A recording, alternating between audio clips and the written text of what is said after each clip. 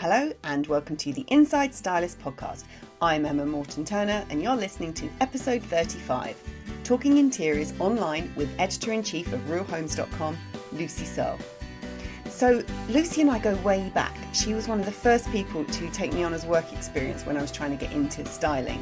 And it's really interesting how she's moved across from magazines, starting in general interest and then going into interiors and now running realhomes.com, which is a massive website. Really enjoyed talking to her about how it works, how much content they have to put on, how they get influencers involved and all that sort of stuff. So really interesting. Anyway, I hope you enjoy it. Today's guest has been an interior stylist, a writer, a home editor, a magazine editor, and she's now the editor-in-chief of Real Homes. Today's guest worked on Family Circle, Ideal Home, Country Homes and Interiors, Homes and Gardens, channel4.com/4homes.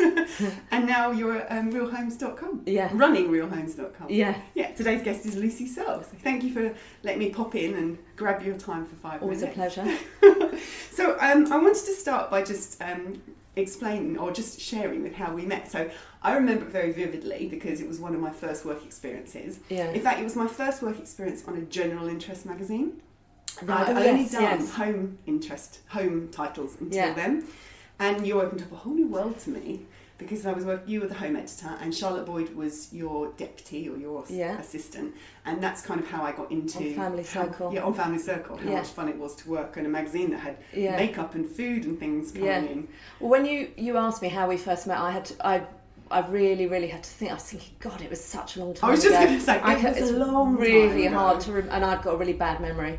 The thing is, everything merges. It all just becomes one big mash of And also, interiors. I was at Family Circle for about 5 years, and we had 7 editors in that time, and it was slight. And I had a child as well when I was there, so it was all slightly mental. Yeah.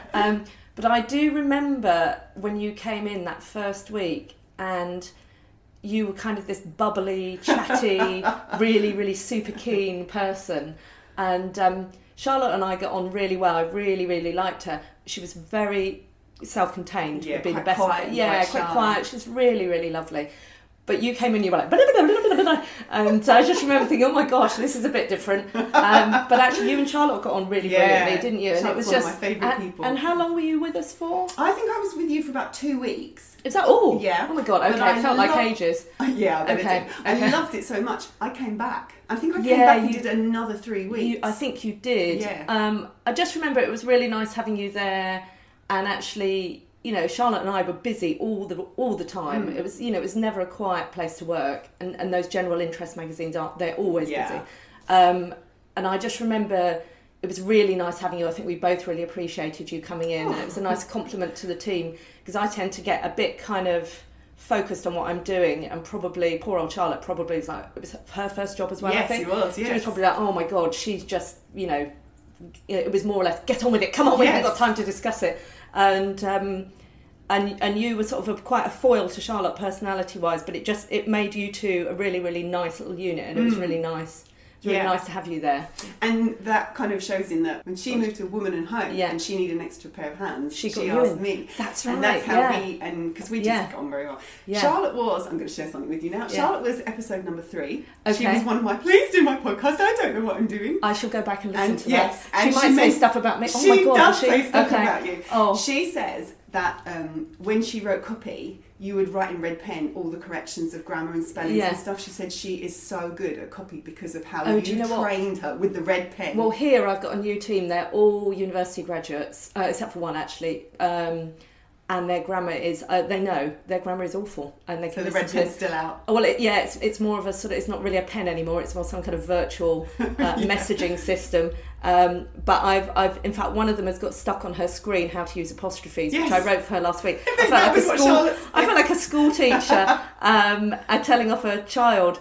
But I mean, it was important in magazines, but you had subs. But on the web, we have no subs, and also Google doesn't like grammar errors. It penalises you, so you can't be making mistakes. Right. Also, you can't anyway because it looks rubbish if you do it. Yes. So I'm sure readers will message you and say, or they probably would. Well, if they're like me, they would. Yeah. So there's a lot of grammatical coaching going on now. Yeah, which they'll take with them forever.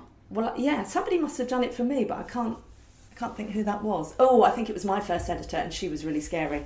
So yes. I interviewed Kate Butler-Ross, who was one of the features writers on Women in Home yesterday for the podcast. Yeah. And she's now a writing coach, or like a copy coach, and she says she explains all of this sort of stuff, and it's really important to have that kind of putting it all together. And the way you write is so important. Really, it ought to be taught really, really properly at school. And you don't learn it at school. The way you write in school is very different to how you write on a magazine or on a website. It's very conversational. So I hate everything that Michael Gove has done, but there needs to be greater concentration on how to use apostrophes.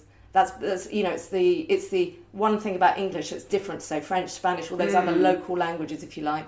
And yet most people don't know how to use them. No, you're absolutely right. And at some point they'll just disappear, and I will probably retire at that point. You've had enough. Yeah. So how did you get into magazines in the first place? Well, I did French and Spanish at uni, and then had no idea what to do, and took myself off, got into massive debt, went around the world and did all that kind of stuff. And when I came back, my sister was at the BBC, and my best friend from school was working for a medical journal. So I just thought, that looks all right, I'll do so. I mean, completely unmotivated and lacking in any kind of direction. And I'm trying to remember, so I'm sort of staring into the distance. I went for a job interview, and I was the second choice, but the first choice got a better job somewhere else, so I got a job. Oh, it's all meant to be. Yeah, and I was the editorial assistant, and on the first day we had Macs in the office, which was, I'd never really ever seen a computer, we never had anything like that at home. And I was sat down in front of a Mac, and she said, right, type this article up, because articles used to come in, because there was obviously no email.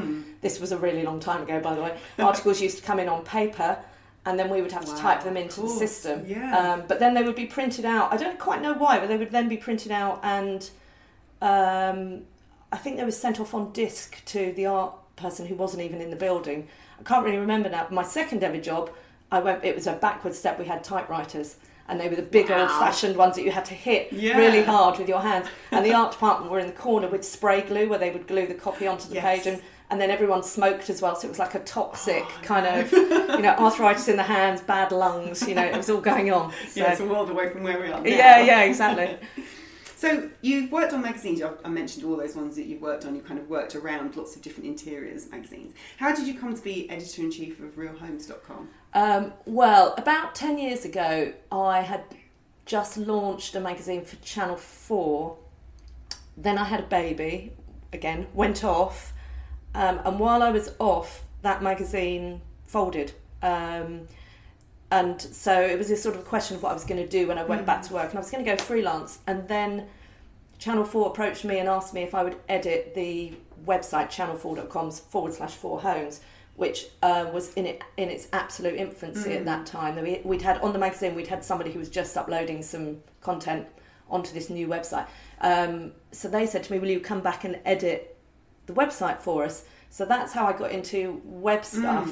And I remember at the time saying to my sister, who's still at the BBC and was still at the BBC then, she said, websites, And I said... Like turning your nose up a bit. Well, it was more kind of like, what's all that about? Yeah, that's a job. Yeah, exactly. And I said to her, it's the future, it's where it's all going. I'd be mad to turn this down. This will ensure that I have a good job in the future. Yeah, so you saw it.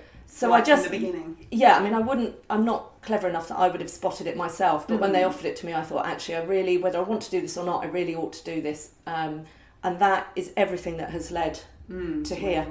So, when they were looking for somebody for this job, I think they probably wanted someone with some magazine understanding anyway. Yeah, absolutely. Because we work closely with the magazine, but also they wanted someone who was obviously really deeply entrenched in homes and interiors, and that's all I've ever done since the early 90s. And then they wanted somebody with website experience. So how does your day differ from when you were working on a magazine to now working online? Well, I mean, first of all, I work from home, actually. I'm not really in this office very much, but it differs in as much as every day there's a new front page to go up. So that's the first thing I do. I wake up, get a cup of tea, go and sit first down thing in the morning from about home. About 7:30, 7:45, and I change the front page. And then I'll do school run, breakfast, walk dog, come back, and then it's really just headlong into whatever is up in terms of content that day. So obviously we plan content like magazines do, but there's no real... I mean, there's seasonal rhythms, obviously, and there's project rhythms, but there's no other kind of rhythm. So I remember, I've only ever really actually worked on monthly magazines. You'd have a sort of a quiet time at the beginning of the month when you were getting yourself together. It would speed up a bit as the pages were coming through. You'd have a mad week on press week, and then after the magazine had gone to press, you'd have a couple of days, sort your desk out, sort out the homes cupboard, pull yourself together a bit, and then you'd start the cycle again. That doesn't exist in web. It's full on non-stop, and I'm not joking. I sit at my desk, probably sit down about 9:30, sometimes 9:45, depends on the dog, and I probably, apart from maybe 10 minutes at lunch, maybe doing a school run if needed or whatever, I probably work through till about 7 every night without lifting my head. And it's unbelievable how we get to that time of night, and I haven't really realised how late it is. Because you're enjoying it. I am enjoying it, but it's also, there's just so much to do all the time. There's no time to stop and pee or eat. No, there really isn't. So you've mentioned a team.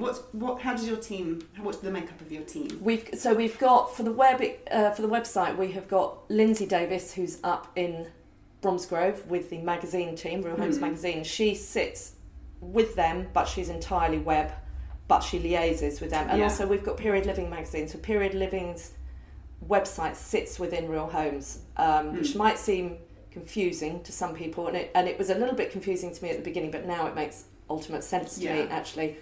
So she sits up there, she does a bit of liaising, and she is the what's her job title? Associate editor, I think. Sorry, Lindsay. And she is my deputy, but she does lots of the kind of stuff that I don't do. So she's in charge of newsletters and lots of sort of techie, statistical stuff that she really enjoys, that I don't want to get involved in because I want to be doing the editorial. Yeah. So does she kind of look for the keywords that people are searching for? Well, we have an SEO department for that. Right. It's an extremely well-staffed company. Fabulous. Yeah, we have lots and lots of different departments that aren't sitting within the magazine team, but they oversee all the other stuff. So we have an SEO department, an e-coms department, social departments. Yeah, I mean, it's a massive, brilliant company to work for, actually, in that way. So then here in Paddington we have 4 staff writers. 3 of them are constantly either uploading freelance copy or writing their own copy, and it's sort of some of the more general design features that you might see, or buyer's guides. And then we have a deals editor who at the moment is solely working on Black Friday, and then she'll go through to peak trading, which is the January sales and all that. Then she'll be updating buyer's guide. I mean, she's got a busy year ahead of her. She's only just started and she's hit the ground running, bless her. So is that a new position? Well, they're all new positions. It's, none of this existed before April in terms of this staffing sort of structure here. Before that, the magazine, Real Homes magazine stuff, just uploaded. Yeah, that was one of my questions. Do the magazine team write for the web? So the magazine team will do some news pieces for us that you'll see, and then they'll also upload some of the magazine features. We upload some of the magazine features, and they upload some of them as well, but obviously they've got a lot to do just putting the magazines out. And I think people don't really come to your website. If they buy the magazine, they don't want to see what they've already seen. Well, online. We're careful not to put it. Yeah, we'll have a gap so that. So it's not like it's what's in the current issue. No, because no one would buy the magazine. Yeah. B, it would be annoying, wouldn't it, if you had bought the magazine, exactly. And there it all was online. So we'll leave a decent gap so that, if you get the magazine, essentially you're getting a sneak peek to some of the best content that will be on the website, and it's unique content as well, generally, because the magazine will do shoots and readers' homes and things like that, and we don't shoot stuff as a website at the moment. Maybe we will one day, but we don't at the moment. So it's unique content in that way. What you're saying about your team was kind of only pulled together in April. Obviously it's been taken very seriously that web is very important to the Real Homes brand, as it were. So shooting might be around the corner. It might be. Because you can fit that in, can't you, on top of all the writing? Probably, yeah. Freelancers. So how do you plan your content? Because did you say you put 10 pieces of content up every day, or more than 10? More than 10. So it varies on the day. So do you plan in a month in advance? No, it doesn't even work like that. It depends on the budget, actually, because if I either have, at the moment, how it seems to work is I have a lot of freelance budget, or I have hardly any at all. And I'm now in the hardly any at all phase for anyone listening. Sorry, I haven't got much going at the moment. But Don't switch off though. How do I plan it? A lot of it is planned on SEO. Right. So you kind of get a report. The SEO department will report. This is, or we'll look at the website and say there are obvious gaps. Coming to the website as it was, there are vast numbers of gaps which we're still filling, and will continue to fill. And then some of it is obviously events driven, Black Friday. Some of it is seasonal. So everybody at the moment is thinking about fires and warm winter duvets and Christmas. Halloween, exactly. And then it won't be long before we're all looking to put our houses on the market or build extensions. So, those rhythms are the same as they are when you're putting a magazine out. I wanted to talk about how Real Homes magazine has taken a real turn. When they relaunched a few months ago, they've got quite a lot of influencers involved in the magazine. And I wanted to kind of talk about how that's, because it feels like it's doing a very good job of merging online and print. And is there a plan that is to kind of make sure people are still reading? And what I'm not making myself very clear. The question I'm trying to say is, Real Homes is pushing online in the magazine a lot more than most other magazines are, and it's very interesting that it's like the print is pushing to the web. And that's I think it's a circular journey, really. All good journeys are circular, aren't they? They refer from one to the other, and there is content in the magazine that we won't do because the magazine does it really, really well. So we will always push to the magazine for some of that content. But if you're asking me about featuring, for instance, Instagrammers, generally, I just think there was a time when everybody was a little bit snooty about I'm doing what they're called air quotes mummy bloggers, end air quotes, and I think what's happened is those people, or some of them, have developed into what we now call air quotes influencers. And actually you can't ignore their influence, but also they've become another quite interesting facet. In the olden days, it was we would put out a magazine, people would read it, not knowing that we'd actually finished it about 3 months before it actually hit the shops. Generally, we'd started it 3 months before. Now it's also instant. Somebody can have a great idea for a look, and before we know it, it's all over Instagram. 10,000 people have liked it. So it seems ridiculous to ignore these people, and actually a lot of them have got really great taste. I have to say, you don't have to have any particular qualifications to have a lovely home. Anybody can have a lovely home. Taste is subjective, so you might like what one Instagram does, but you might hate what another one does, or whatever. You might hate one of the homes in Real Homes magazines, but you might love all of the other three. Same on the website, you won't like all of it, but you'll hopefully like quite a lot of it, So I just think it makes sense for us to engage with them. They're generally really experienced in decorating and putting out looks, if nothing else. So they might not know anything about DIY or how to tile a wall or whatever, but they're great at telling somebody else how to do it. And then they're inspirational, so people want to copy them, and it just drives the whole industry forward. And I think it's breathed new life into it in a way. Not in a cynical, oh good, people are going to buy stuff kind of way. Actually, some of it's quite inventive, recycling, upcycling, just paint is so cheap, painting a wall, putting a gallery wall over the top, it's so cheap and easy to do. I think it's given it a whole new element. So that's why I wouldn't ignore it.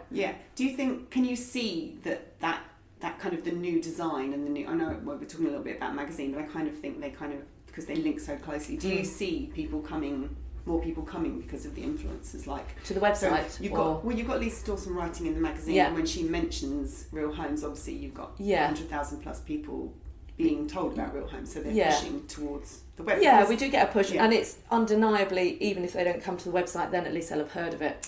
So and actually they get in contact fairly regularly to see if we can feature them, and some of that comes, obviously they want to be paid, they're not doing it for free generally. Sometimes, depending on the deal that we can broker, it might be something for free, but it really depends on my budget. If I had enough budget, I'd probably get thousands of them in, and then thousands more people would come to the website. You'd have to do a lot less writing yourself, maybe get to bed a bit earlier.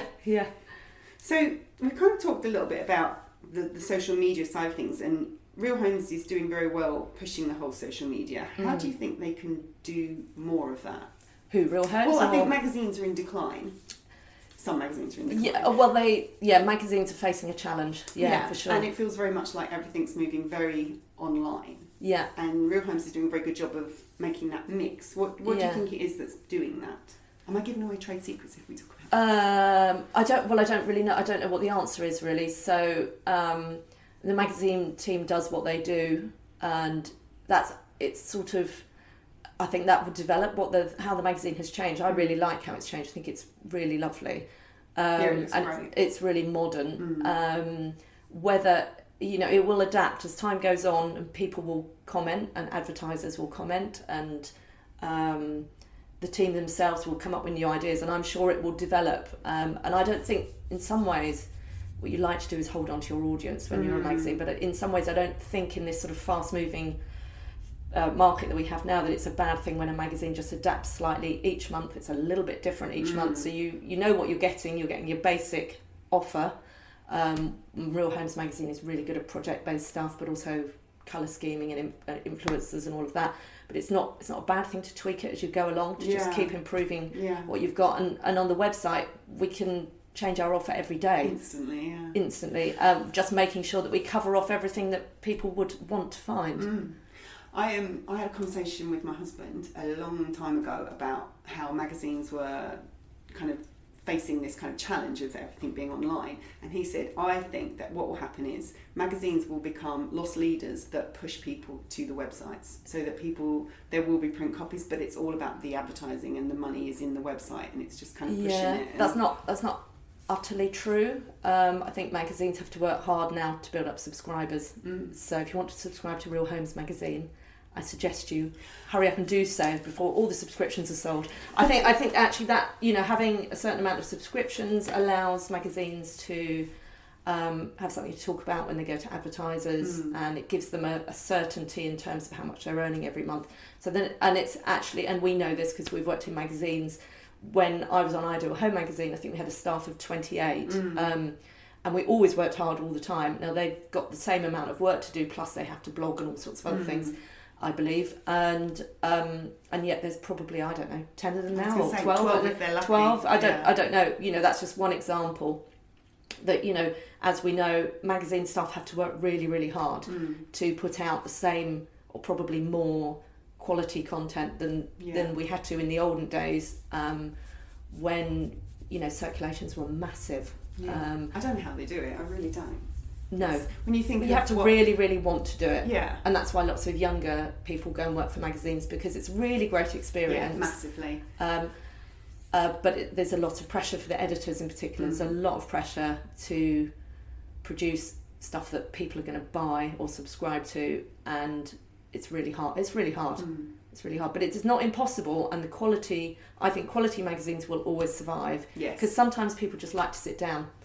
You like to have something in your hand. Like some people do. I mean, I actually now look at everything on screen, but I think that's because I've got used to doing that for work, but also my eyesight's going. And I can only see I can only see a backlit screen that I can enlarge. I find it really hard to read magazines in the evening because I can't actually, unless I'm holding it under a light like an old lady. I'm not that old, by the way. You don't look a day older. When we were having this email conversation to book this in, I was saying, how do you look so good? Yeah, really, really heavy fringe to hide wrinkles, lots of hair dye and gin.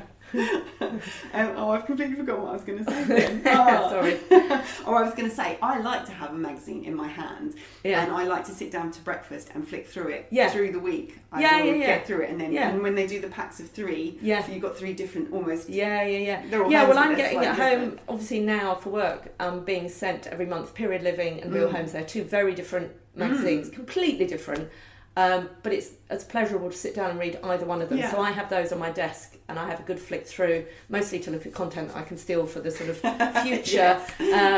But just beautiful pictures. Nothing looks quite as nice as a beautiful picture on a glossy page. I don't quite get that same feeling on a website. Well, maybe you do.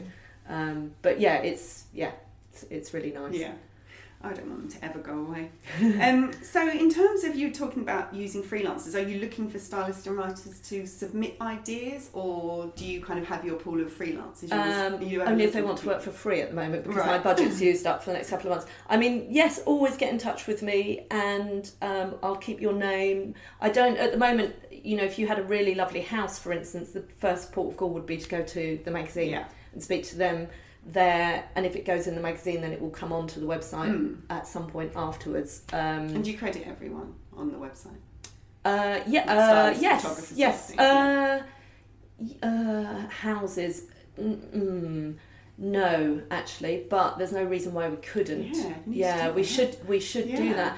Actually, that's true, and I'm going to speak to the magazine staff about that, because they upload the houses. They ought to. That'd be good. We've had conversations before about how, not sorry to put you on the spot, but about how when you do a shoot for a company, and they credit the photographer, but they never credit the stylist, and it's like, well, really? You need both of them to get that shot. Anyway, that would be good if you did. Well, you really, really need the stylist, because they're the ones that get all the props in. Sorry, not being funny, photographers, but you just turn up. Our phones. We don't really need photographers anymore. She said that, not me. So I'm going to just, obviously it's realhomes.com, and you're on Instagram, and it's real_homes. Do you do that as the web team, or you said you have a social team? So. Well, the actual posts are done by the art editor of the magazine, Emily, who does really beautiful posts and stories, and then Hebe, who is one of the web team, backs her up. What a cool name. Yeah. Hebe, not a bush, as she says about herself.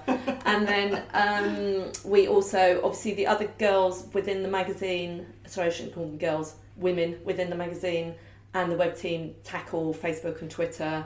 And one of the women here does Pinterest as well. And then there's also people on Period Living that do Pinterest and all of that. So it's a real sort of mixed. Obviously we have strategy, but there's a mixed thing, and then there's also automated posts that go out from the social team, which is a whole other thing. It's actually quite mind-boggling when you think of how much there is to do, and when you try and do like Instagram every day and you struggle and you think, well, there's also Facebook and Pinterest and everything else. I know. I started Instagramming fairly soon after I joined here, and I thought, I'll take loads of pictures of my house, and then my house is usually just too messy. And I think, God, if I want to take a snap, I'm going to have to tidy all that up before I do. I just can't. I think there's a close-ups plan. Invite people round regularly. Yeah. The house is always tidy. You just snap it quick before. No, the trouble is people I know come around and make a mess. Those kind of parts. So what's next for Real Homes? Just onwards and upwards, really. We will at some point open an American office and go. Do you need to go US. And do that? I do need to go and do that. Apparently, what a problem. It is. Do you need help? Probably. I'll come help you. Yeah. Okay. Yeah, we'll do a podcast from there. That is probably next year sometime. Ooh. Just keep pushing forwards and getting the views up. Really, that's it. Get the views up. Yeah, that is what's next. Brilliant. Well, thank you very much for your time. A pleasure. It's been brilliant to come in and see you again and get the behind the scenes on the website and everything. It's been great. Thank you very much. Thank you. Thanks for listening to the Inside Stylist podcast. You'll find all the links from today's episode in the show notes at insidestylists.com/Lucy Searle. Until next time, bye for now.